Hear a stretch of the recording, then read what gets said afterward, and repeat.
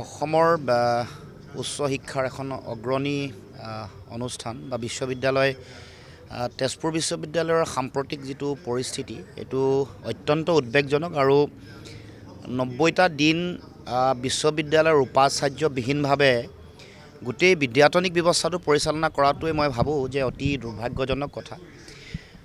দেশৰ অতি উচ্চ মান বিশিষ্ট বিশ্ববিদ্যালয়বোৰৰ ভিতৰত এইখন বিশ্ববিদ্যালয়, আনকি পৃথিৱীত যিসমূহ সৰু সৰু মানে নন এফিলিয়েটিং যিবোৰ বিশ্ববিদ্যালয় আছে সেইবোৰৰ ভিতৰত যদি গ্ল'বেল ৰেংকিং কৰে তেতিয়া পৃথিৱীৰ 20-25খন বিশ্ববিদ্যালয়ৰ ভিতৰতে এইখনক ধৰা হয়। আৰু শিক্ষা আৰু গৱেষণাৰ মানদণ্ডটো অতি উচ্চমানৰ, এই কথাও বিভিন্ন সময়ত প্ৰমাণ হৈ আহিছে। দেশৰ নাকৰ এছেছমেণ্টতো দেখিব A+ গ্ৰেড লাভ কৰিছে। আৰু বিভিন্ন ধৰণৰ গৱেষণামূলক কাম কাজৰ লগতো ইয়াৰ যিসকল ছাত্ৰ ছাত্ৰী আছে, যিসকল অধ্যাপক অধ্যাপিকা আছে, তেওঁলোকেও বহুত খুব উচ্চ মানসম্পন্ন কামত তেওঁলোক জড়িত। গতিকে এনেকুৱা এখন বিশ্ববিদ্যালয়, যিখন বিশ্ববিদ্যালয় অসমৰ ঐতিহাসিক অসম আন্দোলনৰ পিছত ফলশ্ৰুতিত জন্ম হৈছিল, অসম চুক্তিৰ ফলশ্ৰুতিত জন্ম হোৱা, যাৰ লগত অসমৰ মানুহৰ ত্যাগ আছে, শ্বহীদৰ ত্যাগৰ বিনিময়ত জন্ম হোৱা এখন উচ্চ শিক্ষানুষ্ঠান, আৰু যিখনে সময়ৰ লগে লগে অতি শক্তিশালীভাৱে আগবাঢ়িছে।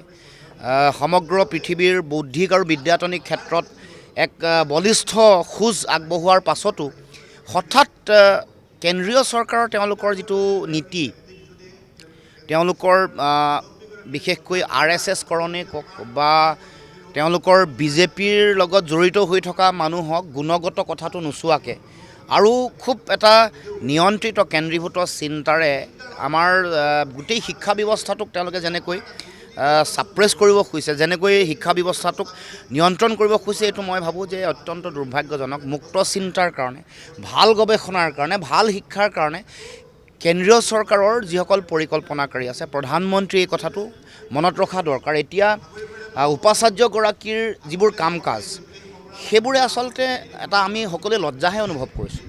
বিশ্ববিদ্যালয় এখনৰ উপাচাৰ্যগৰাকীৰ তেওঁলোকৰ যিটো ভিজনেৰী চিন্তা হ'ব লাগে, তাৰ বিপৰীতে এতিয়া বিভিন্ন ধৰণৰ একেবাৰে সৰু কেলেংকাৰী কিছুমানত জড়িত।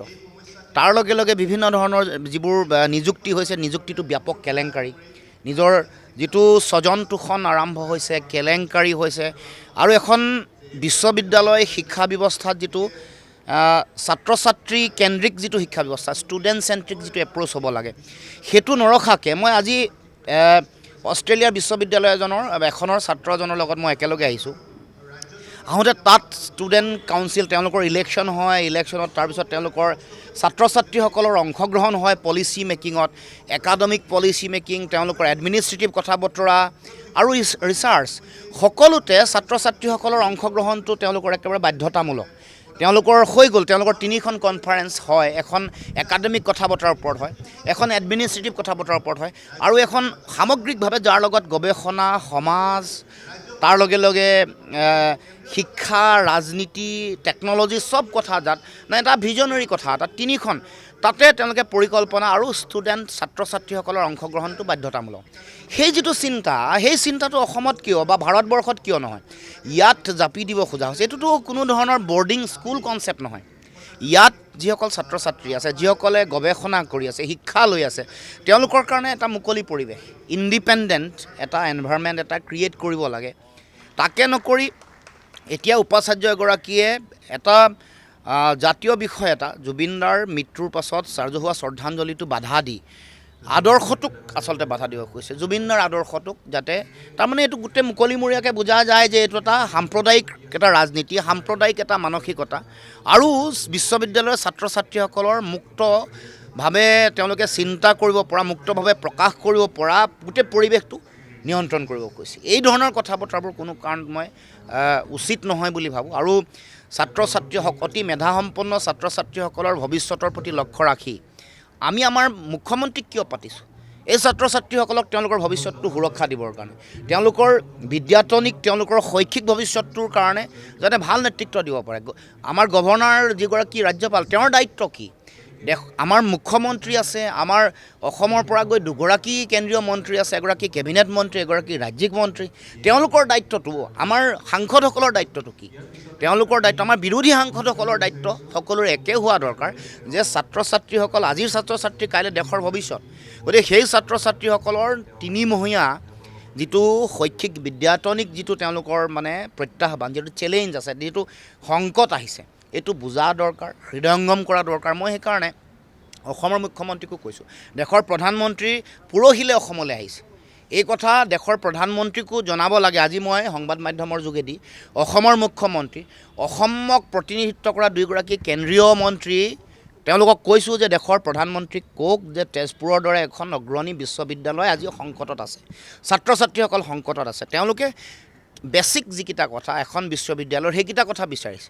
শম্ভুনাথ সিঙৰ যিটো ব্যাপক কেলেংকাৰী, এইটোৰ ন্যায়, এইটো মানে তদন্ত হ'ব লাগে, তেওঁক এই আসনৰ পৰা আঁতৰাব লাগে। কাৰণ এতিয়া আৰু কোনো শিক্ষক, বিশ্ববিদ্যালয়ৰ শিক্ষক, ছাত্ৰ ছাত্ৰী, প্ৰশাসনৰ কোনেও শম্ভুনাথ সিঙক কেতিয়াও ভিচি বুলি একচেপ্ট নকৰে, গ্ৰহণ নকৰে।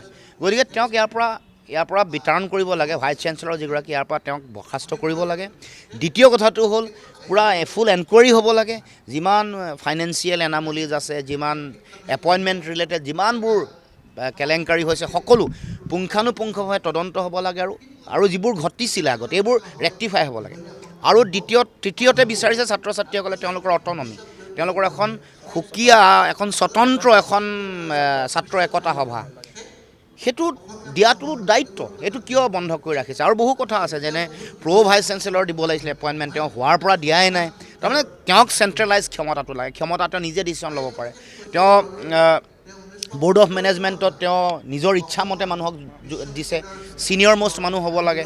এইবোৰ যিবোৰ কথা, তাত মানে তেওঁৰ এটা পদলেহনকাৰী এটা দল এটা থাকিব লাগে, যি নেকি সকলো কথাতে হয় হজুৰ বুলি কয়, তেওঁৰ মতে সকলো সিদ্ধান্ত লয়। আৰু ছাত্ৰৰ হিতৰ কাৰণে, শিক্ষাৰ ভালৰ কাৰণে, বিদ্যায়তনিক ভৱিষ্যতৰ ভালৰ কাৰণে, গৱেষণাৰ ভালৰ কাৰণে যাতে কোনো কাম কৰিব নোৱাৰে, তেওঁ নিজে কাৰাপশ্যন কৰি থকা কামটো যাতে চলি থাকে। কিতাপ কিনিছে কোনো ধৰণৰ নীতি নিয়ম নোহোৱাকৈ, তেওঁ যি মন গৈছে তাকে কিনিছে, তেওঁৰ নিজা চিনাকি কোনোবা এটা অনুষ্ঠানৰ পৰা কিতাপ কিনিবলৈ গৈছে। গতিকে এই গোটেই কথা বতৰাবোৰ মই আমাৰ মুখ্যমন্ত্ৰীলৈও আহ্বান জনাইছোঁ। তেওঁ এই গোটেই কথাটো ক'লে কেন্দ্ৰীয় চৰকাৰ ক'ব কোনে? কেন্দ্ৰীয় মন্ত্ৰী দুগৰাকী আমি কিয় পঠাইছোঁ? তেওঁলোকে ক'ব লাগিব। তেওঁলোকৰ কাম যদি অকল মোদী ডাঙৰীয়াক, দেশৰ প্ৰধানমন্ত্ৰীক তৈল্যমৰ্দন কৰি থকাটোৱে যদি হয়, তেতিয়াহ'লে আমাৰ ক'ব লগা নাই। কিন্তু অসমৰ সমাজ, শিক্ষানুষ্ঠান, ছাত্ৰ ছাত্ৰী, শিক্ষক শিক্ষয়িত্ৰী সংকটত আছে, এই কথা দেশৰ প্ৰধানমন্ত্ৰীক ক'ব লাগে, দেশৰ ৰাষ্ট্ৰপতিক ক'ব লাগে।